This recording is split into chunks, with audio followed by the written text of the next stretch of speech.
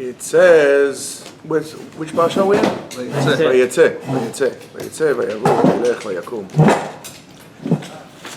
It says that in the pasuk, Vayakatz Yaakov Mishnato, Vayomer Achen Yesh Hashem Bamakom Hazeh V'Anochi Lo Yadati, which basically means that Yaakov fell asleep and he woke up from his sleep and it says, oh my goodness, there is God in this place and I wasn't aware of that. So honestly a very bizarre sentence or statement that he's making. So says Harav Ma'or Vashemesh. Anybody knows his name? Oh, Harav Clonimus Kalman Epstein. Yes, in Ma'or Vashemesh. He says the following: נראה לבאר, דהנה ידוע שעיקר עבודת האדם לבוא לתכלית השלמות בעבודתו יתברך שמו, להשיג אלוקתו יתברך שמו. הוא על ידי התורה והתפילה. The main purpose of men in this world, the purpose of men in this world, to reach a certain level of completion in Avodat Hashem, can only come via prayer and learning Torah. And it says, as Chazal tells us in Masechet Yevamot in Daf Kuftet Amud Bet, Kol HaOmer En Ela Torah, En Lo Torah. And a person says, the only thing I have is only Torah, at the end he doesn't even have Torah. I mean, these are very rough statements.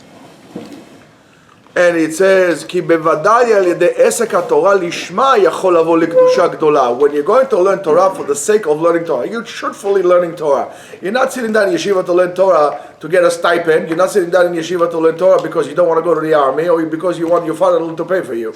You really want to learn Torah for the sake of Torah. Without a doubt, you're going to reach a high level. However, אף על פי כן, he says, לא יכול לבוא לעיקר היראה והאהבה. To reach a level of יראה, awe, and love to Hashem, you can't reach unless you're going to do תפילה as well. And it says, והשתוקקות לעבודתו יתברך שמו, להשיג אלוקתו, רק ידי התפילה במסירות נפש ובהתלהבות.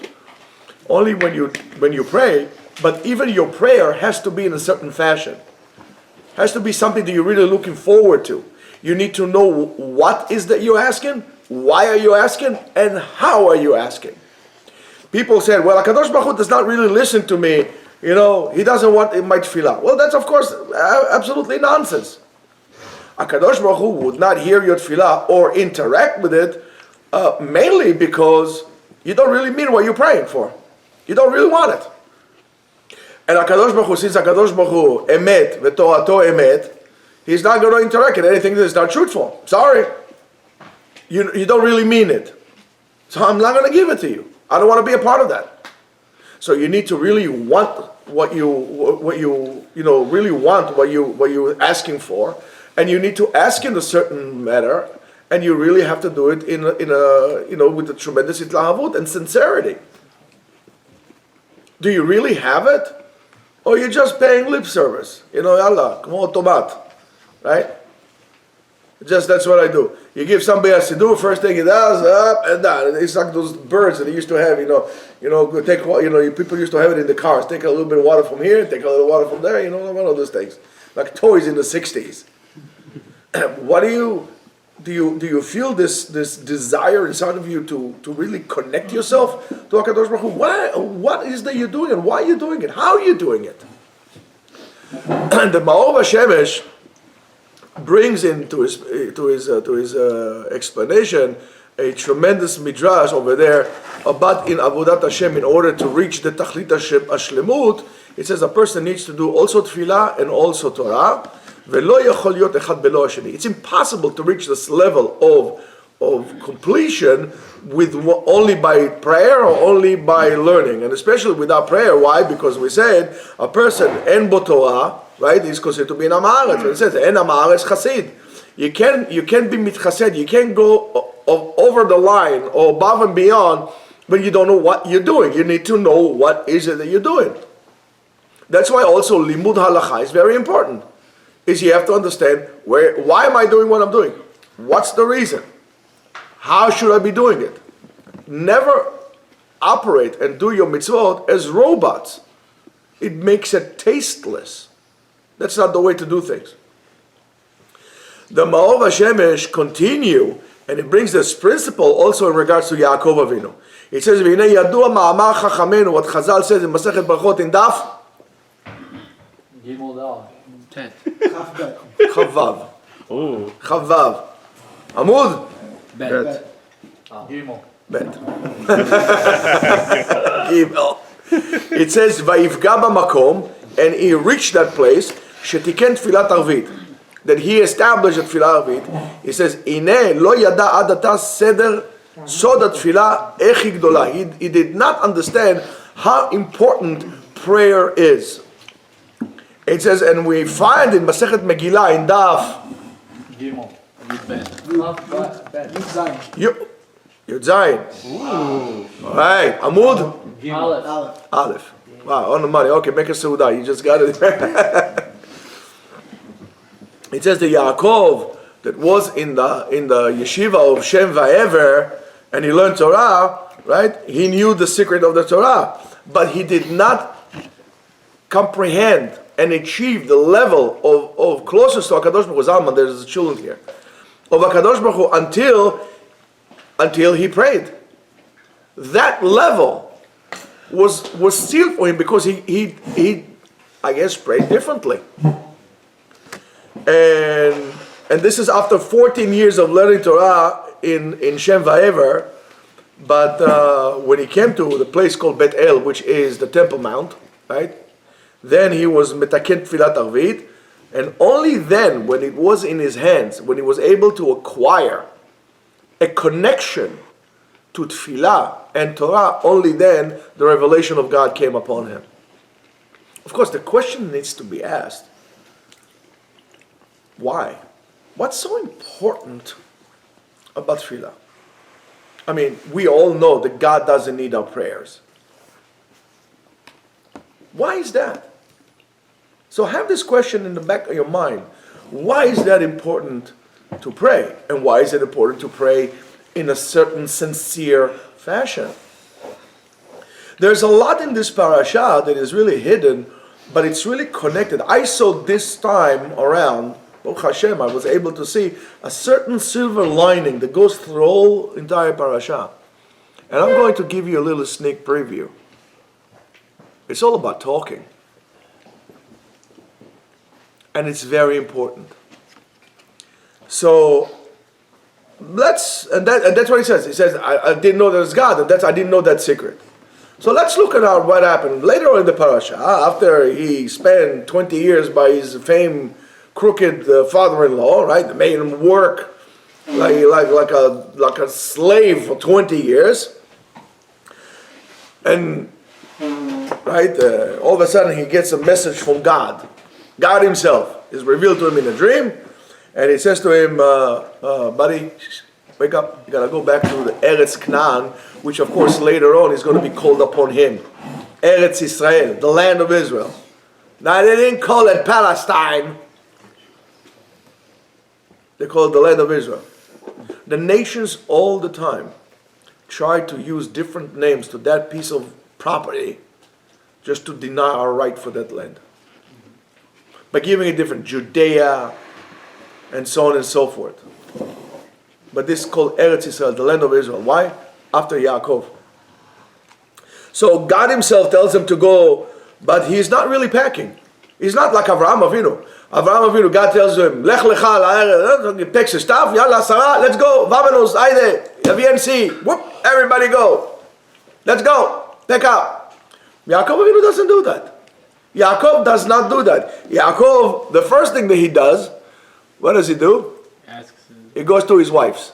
He goes to his wives and he says to them, listen, God spoke to me and that's what he wanted us to do. And in a way, Yaakov, the way he did things, created a conflict. In one hand, God himself revealed to him at night and tells him, go to Israel. And on the other hand, you might actually say that his wives would have any reason in the world They said, we don't want to go. Listen, they were in their father's house. They had maids. They had a life, very easy life. They didn't have to worry about anything. They were the daughters of the big shot. They could have said, we don't want to go. They had any reason in the world not to go. But it is very important to pay attention how Yaakov Avinu is operating under that circumstances and what he's doing. And it's a lesson to all of us. That's a lesson to the married guys, and it's a lesson to the non-married guys. It's a lesson for people who work with people and people who, whether you have workers or you have subordinates and so on and so on. This is a very important lesson to life. And pay attention. So he takes into account the possibility that the daughters of Lavan, which are his wives, are going to say, no, we want to stay here. And that's why he does something which is masterful. It's very simple, but it's masterful. And again, maybe we should try it also when we interact with other people. He tells them the following. He goes to them directly. And he said to them what God had told them. He said, listen, he told me, pick your stuff and go, and so on and so forth. He, in a way, makes them a part of the process of the decision making. They are part of the decision making. They are part with the thought behind it. They are part of his fears or his hesitations about the matter. He makes them a part of the ideas. He makes them a part of the whole entire process as it is, and he wants a feedback from them. Now, when they are a part of it, they will be more willing to actually put a shoulder rather than to be passive and say, we ain't going nowhere. So he makes them a part of the process. That's true also when you have a wife, and I'll tell you that, even kids, make them a part of the process. When I talk to my wife about let's move here or let's move there, I make sure that my kids are part of the conversation also. Yes, the decision would be mine or my wife's, but they are part of that. Oh, everybody's a part. And I'm going to tell you what I do even more than that. I even talk to my kids who are married, that they have their own houses, and they're living in another state. I make them a part of the process, because that decision affects all of us. Now, the same thing if you have workers. You might, as a boss or an owner, might not be able to see something that your worker might be able to point out to you, and you say, oh, wow. You doing, in a way, a debriefing.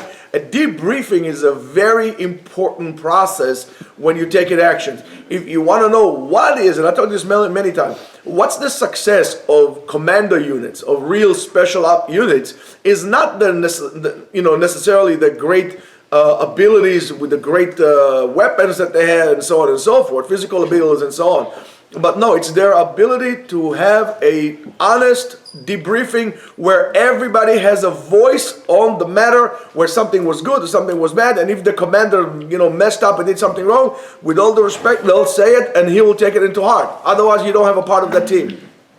So that's what Yaakov Avinu did. Yaakov Avinu here is talking. So here before we learn that the revelation of God to Yaakov was only after he started talking to God. Only then he was able to see the greatness of that. The importance of talking of Yaakov, talking to his wives. Yes, he took a risk, but it's not a risk. It's a risk when you don't say it and all of a sudden you say, we are moving, and they will say no, and you said, well, what do you mean no? I'm the boss and we're moving, and they'll say, okay, let's see you deal with this now. And guess what? Take aspirin, I don't know, I have a headache or whatever. Right? So when only after he gets their agreement to that, he understood that then he can pack the stuff and go. Only when they says, okay, we are on board with that. Only then he says, okay, we can go. That's why, and that is very, very important, Rabotai. This is so important. Also in our society. When we are living in a society, and especially the society of us as Jews, whether it's here or in Israel, but even more so in Israel, but here too in America. Now, I'm going to tell you something that I'm sure there will be many people who would flare the feathers or feather the feathers and they make all kind of noises and they'll put this holier than now attitude. But guess what? I don't care. I need to tell you what needs to be said. And I'm going to tell you something else, which I'm like fed up to here with the shtetl, mentality that is being dragged even to Israel. And because of that, Israel cannot win anything. They brought the shtetl back into that. And I have a belly full, but I'm going to tell you many things, but not to the camera. But I'm going to tell you the following. That if you want, you got to make sure that we have a nice jack here or something. Where's Eitan when I need him? No, it's nothing there. You want to hear what I have to say? Go ahead, of course. But off the camera stuff. Pause the camera. No, I don't want to pause the camera. You get us something nice to for medicine to burn all the chemicals, and then we'll do it. But no, I'm going to tell you now something else. Even in our society, even when you are 100% sure, you're 110% sure that you are right. You're 100% sure that you are right. Just like Yaakov. I mean, Yaakov Avinu did not have any doubt that he needs to go to Israel because God had told him to do so. You are still obligated to go to your partners, whoever those partners would be, and to bring them on board with the thought and with the decision making of the matter. Yes. One of the problems that we have as a society in Israel is that nobody's talking anymore to one another. It's my way or the highway. The secular Jews think that they are 100% sure. The religious people think they're 100% sure. Nobody wants to talk to anybody. And I'm going to tell you, I'm sorry to tell you that. And I'm really pray to God that I'm wrong. It's not going to last a long time like that. The way Israel operates is not going to last a long time. And not from the enemies outside.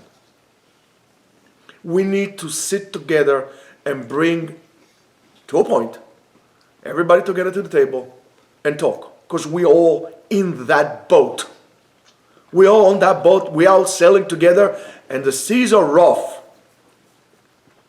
The same thing in America. We need to bring on board all members of our community. And you know what I feel about conservative Jews, about Reform Jews, about that. But I'm going to tell you something else. Their ideology is not of my concern right now. I don't feel threatened by their ideology. I feel concerned about the fact that if we are not going to pull ourselves together as Jews, together, I don't know how long we're going to be able to stay here. I don't know how long before our kids, or our grandkids for that matter, will adopt Goyish names and Goyish mentality and slowly disappear and evaporate into this, dominant culture, as you could see today in your own eyes. We can't sweep things under the carpet. We have to bring everybody on board, to be brave about it, to make decisions, and to make everybody a part of the process. And that's true to all aspects of your life. When Yaakov was busy with Torah, he did not understand that he's missing something to reach his purpose of really comprehending and understanding things. And only after he fixes Tfilat Arvit, and that causes an awakening. In other words, only when he started talking to God, he understood that something needs to be done, and then he established Tfilat Arvit. Yes, sometimes you need to talk to God to really understand what you say. You need to hear yourself as well. And by the way, that conversation also has to go with yourself. The same conversation has to go with yourself. You have to have this conversation with yourself, and you therefore listen, you can do whatever you want. But if you want to really live life, to take charge of your life, you should not let somebody else make decisions for you. You need to understand what is the purpose. What do you want? What is that you want in your life? What are your fears? What are you afraid of? Designate. I'm afraid of this. Make sure that I don't make the decision based on this fear. Take a stand. Take a hard stand. And go Go with it, because that's what you want. But be sincere about it. That conversation has to be done with yourself as well. Don't let society determine who you are. You need to determine who you are. The only reason why you do so you can blame somebody else for your mishappening in life. But that doesn't work. It has to stop. That has to stop. And especially after the events of October 7th, we need to understand that has to stop. We have to stop on an individual level and on a national level. We have to stop with that. We need to bring everybody on board. In the process, we have a problem, and the problem is only us. You don't believe me? That's not a problem. You go to Auschwitz. You go to Birkenau. You go to Treblinka. Well, over there in the chimneys, they didn't care if you were a secular Jew, or you ate shrimp for breakfast and pork for dinner, or you were super tzaddik flying on carpets. We all ended up coming out through the chimneys. We all in this together. We need to stop with that. Now, when the reaction of Yaakov to this revelation was, Achen yesh Hashem b'makom hazeh v'anochi lo yadati. I didn't know there is God in this place. Anochi lo yadati. He says, ma ze anochi? I myself, did not know the secret that by tefillah, by talking, I can actually reach a greater level of divine revelation, more so than by learning Torah alone. I hear time and time again people saying, well, if I learn Torah all day long, am I exempt from learning? I mean, I'm exempt. If I learn Torah, am I exempt for praying? The answer is no. You need prayer like you need air to breathe. Did you ever think about, oh, listen, I can do without air. It's a waste of time for me to breathe. You know how much calorie I spend on this? No, you need to pray. You need to speak. You need to verbalize. You need to experience that. And you need to also include yourself in the process of what we do. You have to include yourself. You have to tell yourself. You have to speak to yourself. Now, Yaakov Avinu, as it says, Parashat Vayetzei, dreams the dream, and then the dream is I know it seems like I'm a little bit over the place, but I'm trying not to. So he has the dream, and the dream is really bizarre. The description of the dream is bizarre. Why is it bizarre? Because it says angels go up and down. Well, I'm sorry, where angels are in heavens, no? They should going down and up. Why are they going up and down? Why are they going up and down? Interesting, right? Never thought about this, right? Ask for refund from Yeshiva. So Chazal ask, why do they all first go up and then they go down? Not the other way around. And what's the explanation of maybe one of the most famous dreams in history, human history? So Rav Shimshon Hirsch, has a tremendous perush. He says, he sees by that the destiny of men is not really determined only here. What you really should be is really up there in the heavens, right? So he sees the Shlichei Hashem, those messengers of Hashem, those angels, and they go up and they look at the ideal picture of what you should be, and then they go down and they look at you and how you are. They go up first to make sure. First they check, as they say, measure twice, cut once, not the other way around, right?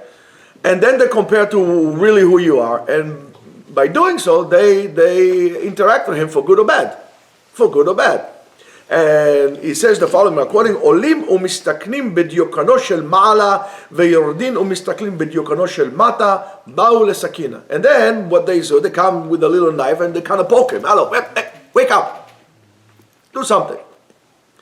And then, why? Because he's sleeping. What do you mean you're sleeping? We are sleeping. Guys, time is running out. Time is running out at the speed of light. Okay? We don't have time. We don't know what is our expiration date, but we don't have time. So don't sleep. You need to be on top of things all the time. So when they go down and they see you sleeping, right, instead of a place that you should really think and so on and so forth, right, they poke you. They give you a little zet. Wake up, Habibi. It's like going down, canoeing down the river, you know. You're canoeing down there. Don't forget to do the J stroke, you know. You're going down the river. You see the beautiful, fall foliage. You're feeling like playing a banjo over there. Like going down Deliverance Trail, right? You love the movie, huh? Deliverance. You're not paying attention. You're coming to the rapids, and right after the rapids, you go like this, right? All of a sudden the rapids, you're going to have a waterfall. You're not going to pay attention. You're going to fall down. So sometimes we get those smacks, individual smacks, and a national smack as well, to really make sure that we are on track. Listen, wake up, wake up, wake up. Each and every one of us, according to Rav Hirsch, there is a picture in which he doesn't recognize, does not know, and that's our ideal picture or image of who we are. A potential state which is really, really high and aloof that we haven't, explored yet or reached or even know that exists. So the angels go up to really check this picture, and they're going down to see this man, and they see the man sleeping. Then they compare, and they don't understand. Listen, what's wrong with this guy? Why aren't you moving on with your life? Why are you staying in one place? They don't understand why you're wasting all your resources. Why are you so not organized? Why are you so wasting your time? They don't understand. You're dealing with everything that is not to be dealt with. You're wasting your stuff, your time on things that don't make any difference to really who you are. So sometimes, as I said to you, they don't have a choice. They're gonna poke you to wake you up. And that's what happened to us also, October 7th. We brought the shtetl fights that happened before the Holocaust back again alive. As a matter of fact, if you ask me, I don't think we ever got rid of it. Even with the armies and the army and the military, we didn't get rid of it. We always like to complain. We don't act like free men. Israel does not act like a legitimate, independent country. Israel should not ask America to help her out. Even if America will sign a contract for Israel for defense, you should be scared. You know why? I'll tell you why. Poland had also an agreement with England against Germany. So was Czechoslovakia. They had an agreement with Britain and France. Look what happened. You gotta watch out. I'm sorry? You gotta ask permission afterwards. Why? So only after Yaakov Avinu start negotiating, he says that he start talking, and he talked to God, and he realized there's a higher level of existence. Only then he understood that Ikar Avodat Adam is to come to Shlemut B'Yitbarach Shemo, as we say, Lasig Eloketu V'ulu Al Yedei HaTorah V'Tfilah, and you can't have one against the other. Now, another thing. When we said that Yaakov was wake up, right? And we have the stone over there, right? He takes the stones, right? So we had the stones. He goes to sleep. We're going kind of backwards. He goes to sleep. So, but before that, it says Vayakem Yaakov Mishnato. So מה זה יקום יעקב משנתו? חז"ל הדרשנים לא משנתו, אלא ממשנתו. He understood that something else has to be done. And guys, I'm not telling you that Torah is not important by all means. That's the reason why I'm here. That's the reason why I am alive. That's my purpose in life. But I gotta tell you gotta be very careful. Hiding behind slogans. So when Yaakov came to this place, he took stones and put it under his head. And over there he dreams, and then the sulam goes up and down and so on and so forth. The Zohar says that the sulam, that ladder that goes up and down, is really our thought, our machshava, our thought. And that thought, with our thought, is what gives us the ability, it's the access point that helps us to reach what we call the shamayim, the higher levels up. In other words, if you are not thinking, you're not going to get anywhere. That's what what's his name? Rabbi Akashia ben Maalael says, right? Da me'ayin bata ule'ayin ata olech. You have to know where you're coming from, where you're going. You can't live your life like a goat. One day he's here eating goat over there. Eating grass over there, eating grass. Like you're not goats. You're people. You need to think.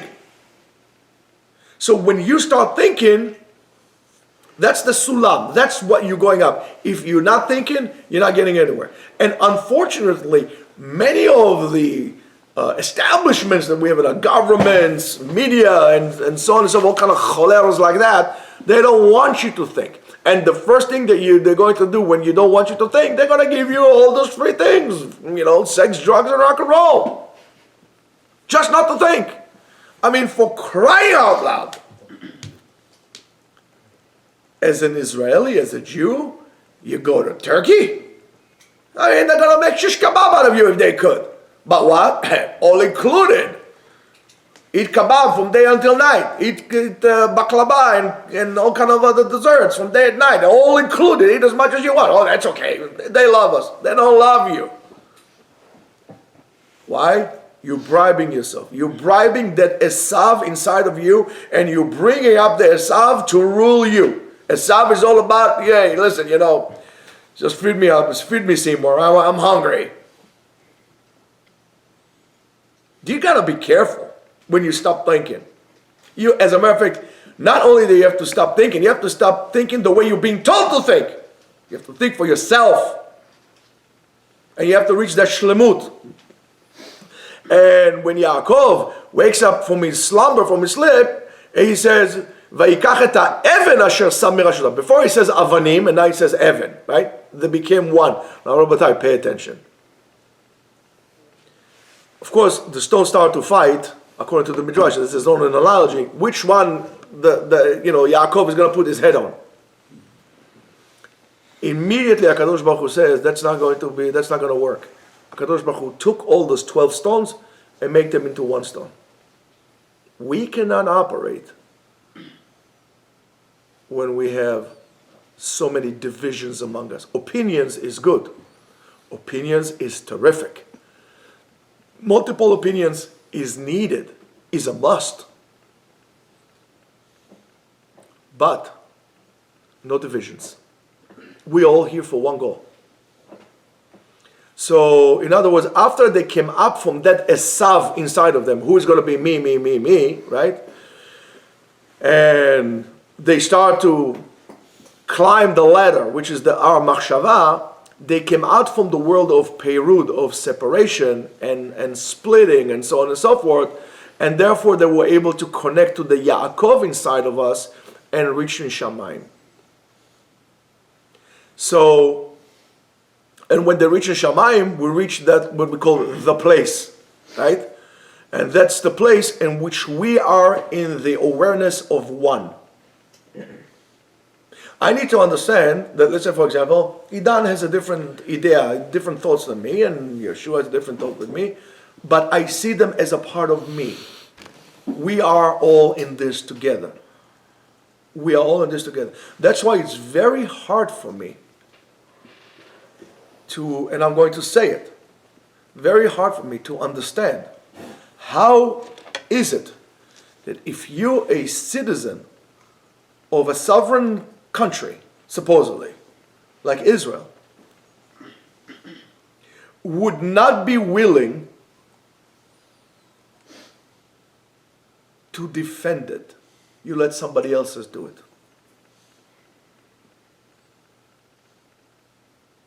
Yeah, I said that. I don't understand why Jewish girls can go and serve in the army. And let me tell you, some of those girls, I was really against girls going to the army. But I saw the heroism of some of those soldier girls. They fought like lions. And why you cannot send your boy? It's sometimes we need to just put the Torah for the side for a few minutes. Not everybody, but there are plenty of people, and we should go. And how could I say that I'm a citizen of this state, and I'm not willing to do anything for it, I should let somebody else die. And I'm going to tell you something. If you're going to tell me that you go to the army and you're going to become less religious because of that, so first of all, listen, maybe your religious is not that strong. You need to do something to be able to maintain, the challenges of life. That's first of all. Second, guys, let's talk about it. I want to join the army. I don't have a problem, but just do me a favor. Out of these are my needs. I need to have glad kosher food. I need to be able to pray if I can. If it's not a battle, 3 times a day, and maybe give me an hour or 2 to learn a day. Not a problem. Let's talk about it. You give me something, I'll give you something. I want to contribute also. But when I'm not contributing, and my attitude is, I'm not willing to contribute, the other side will tell me, well, you're not legitimate. We're not talking to each other. A lot of my previous ways of thinking changed after that event of October 7th, and a lot of my points of view had changed. And I don't have a problem saying that. And I tell you that, I was wrong. As simple as that, I was wrong.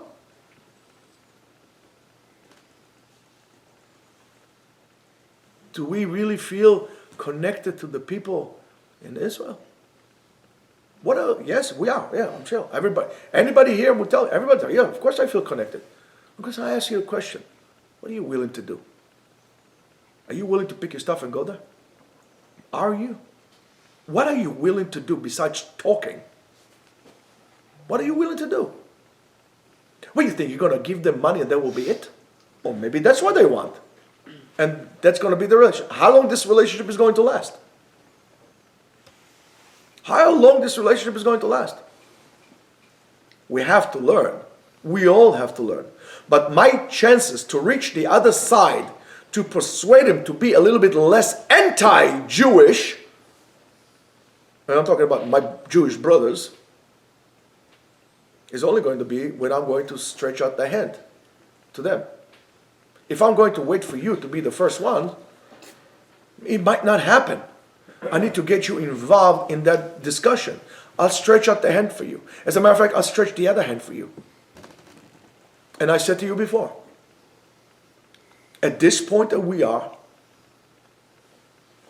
I don't care. I don't care what your sexual orientation is. I don't care how much mitzvot or what mitzvah you keep or you don't keep.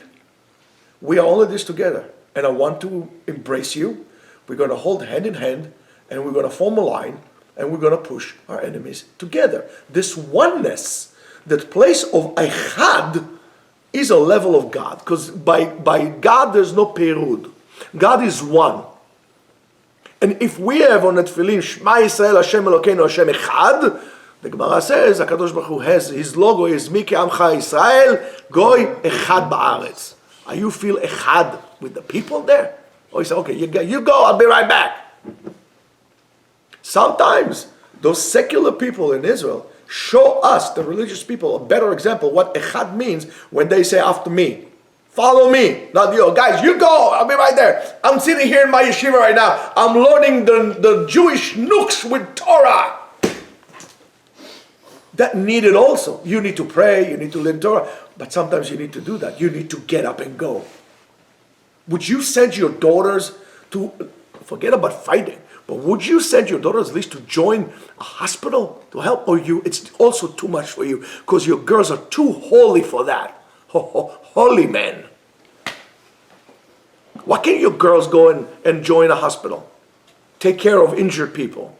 Take care of sick people. Why can't they volunteer to go and help in a business that the owner is fighting in Gaza over there? They're going to go off the derech? Let me tell you something. If that's your case, they would never own the derech. If that's the case, they would never own the derech. And in a way, that's the difference between Judaism in America and in Israel. Because in America, we don't have this political thing. So you have people who are very religious and they go to work. They're a part of the society. Why in Israel we cannot be a part of the society? Why? One of the reasons is because we're not willing to talk. And that has to stop. And you don't, when you talk, I don't talk about yelling or convincing. Just talk to people like a person. And Rabbatai, that hurts me. And it hurts me so much because I'm really concerned for the well-being of Am Israel and the state of Israel. I'm really concerned. And I have a lot of things to say that I would not say in front of the camera.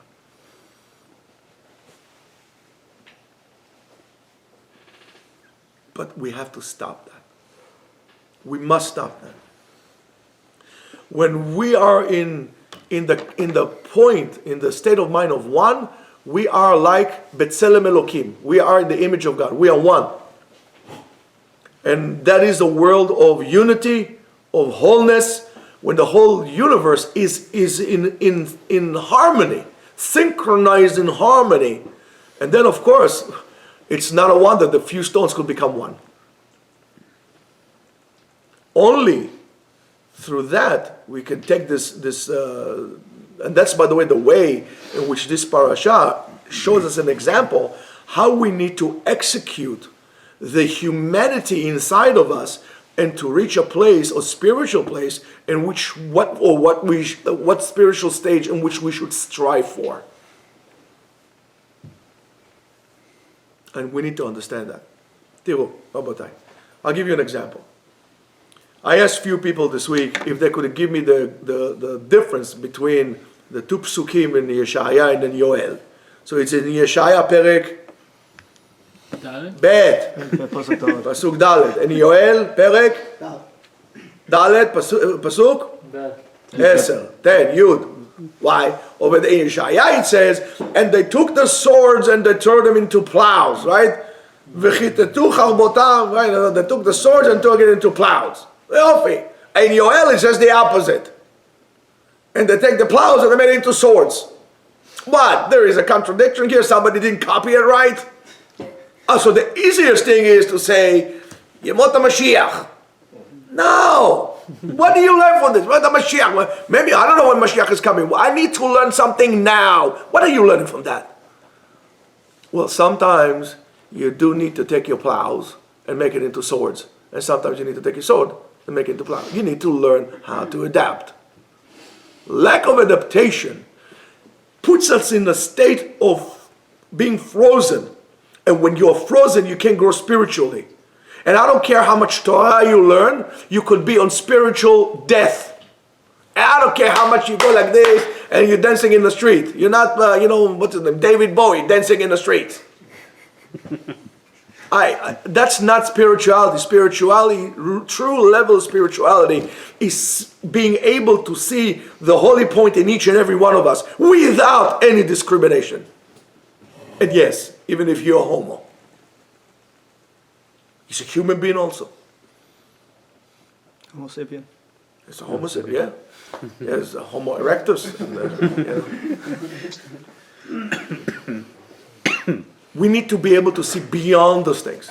I know what I'm telling you now might irritate some of you. But that's okay, Put some Vaseline, it will not irritate you. I don't know what to tell you. I mean, put some cream, get steroids, I don't know, whatever. But that's the matter. Somebody needs to say it.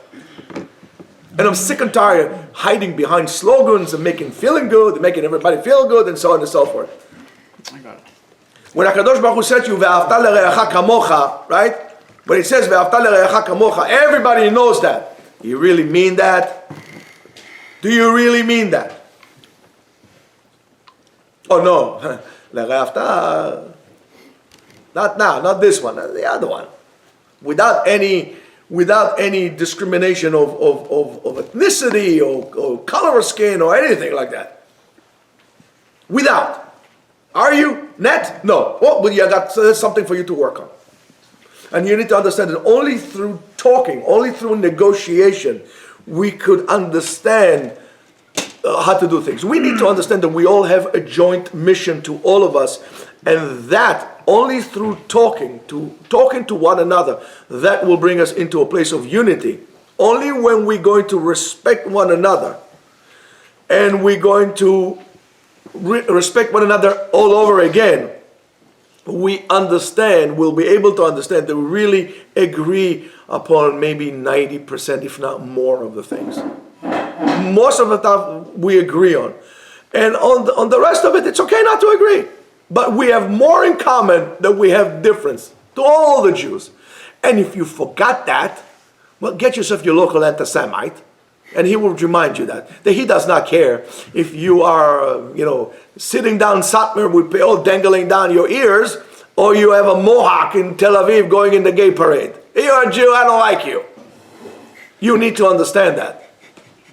Now, and this is, by the way, the only way to build a model society, and not only model society, also a business, but also, especially a society like we need to have, and is a society that is chafatzta b'chaim, that really sanctifies life. Listen, guys, we only have one nation. We have only one place. And until we all understand that our home is Eretz Israel, and our people is Am Yisrael, until we're going to realize that, we're going to be weak. Once we're going to get this into understanding, into our awareness, only then we are able to become strong. There is an expression in Arabic, I forgot how to say it. Nahna sha'ab sabur. We are a nation of a lot of patience. And we have to have patience for one another. And we need to talk to one another. And as they say, the buck stops here. And he has to start with all of us, and we all have to stop with this. And only through that, we will not have to go into Malei Haaretz Hamas. Only through that unity, the strength of Am Yisrael is our unity. And the weakness of Am Yisrael is the opposite of it. Not because the enemies are strong, it's because we become weak. And they only become weak because we are apart. So I really hope that we'll really understand that, and we really put it into place, and we start engaging everybody in the process and bring everybody on board of us. We need everybody. We need everybody. And only through that there is a chance for us to bring people back b'tshuva. Nobody's going to become a Baal Tshuva or think more positive about keeping halacha, keeping Judaism, where you take a stone and throw it on his head and he screams Shabbos. But if you talk to him and explain to him, he would understand. As I said to you before about this guy Tzvi Chaskeli, which was a out in the open secular Jew. He took a terrorist to tell him. He asked him, "Min inta, what are you?" So he said, "Israeli." "No, min inta." "I don't know, reporter." "No, min inta." "Yeah, I don't know, what are you talking about?" He said, "Inta Yahud." Only at that point, all the lights went on Broadway. And then he became a Baal Tshuva. If you understand Hebrew, tell me, I'll send you the link to that video that he talks about how he became a Baal Tshuva. So you don't need a terrorist to tell you that. I'm telling you that. Let's respect one another. Let's bring everybody on board. Let's talk with one another. And let's put it into our hands. And the destiny to our well-being is in our hands. Shabbat Shalom.